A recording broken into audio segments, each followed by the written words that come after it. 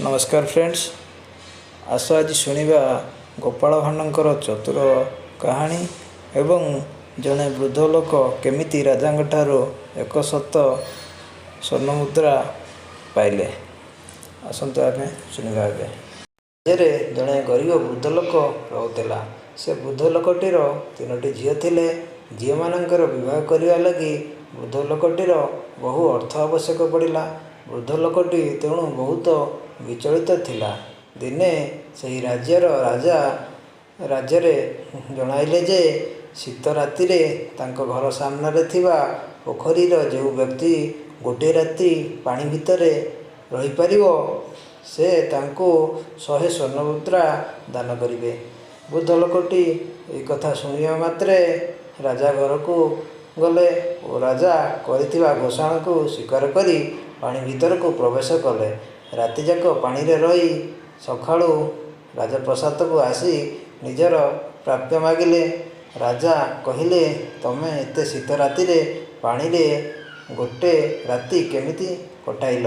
राजा कथारे वृद्ध जनक उत्तर देले, कहिले आपणक प्रसाद रे लागिथिबा आलोक को अनै अनै राति काटिदेली। राजा कहिले, तमे तो आलोक को चाही राति काटिच। आलोकरू जो गरम बाहर से पानी गरम हो तुमको तो गरम लगुव से तुमको आउ 100 स्वर्ण मुद्रा दिज्व ना। तेणु वृद्ध लोकटी मन दुख कर रास्तार फेरुए। रास्तार तांकर गोपाल सहित देखा हुए। गोपाल सेतिकी बेले राजा घर आड़ को जाऊले। गोपाल वृद्ध लोकटी को पचारे और वृद्ध लोकटी सब कथा गोपाल को कहला। गोपाल वृद्ध लोकटी को सांत्वना दे राजा घर आड़ को अग्रसर। गोपाल राजप्रसाद पहुँची राजा संगे किसी कथबार्ता आलोचना कले। शेष राजा को कहले, राजा आपण तो प्रजा मानक एते भल पाउछंती, ताहले आपण को मोर गोटे अनुरोध, आपण थरे मो घरे खाइया पई आसंतु। गोपाल कथारे राजा भी राजी हो गले। गोपाल दिन बार ठीक करी राजा को जणाइले। राजा मध्य से दिन गोपाल घरे जाई पहुँचिले। राजा जाई गोपाल घरे पहुँचिले। गोपाल मध्य राजा को सम्मान सहकारे बसाइले। राजा देखिले जे गोपाल एक बाउंश पोती ता अगरे एक हांडी रे पानी और चाउल दे तले जालुची।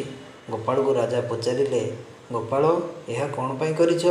गोपाल उत्तर देला, राजन एथिरे पानी गरम होई भात हेले आमे माने खाइबा।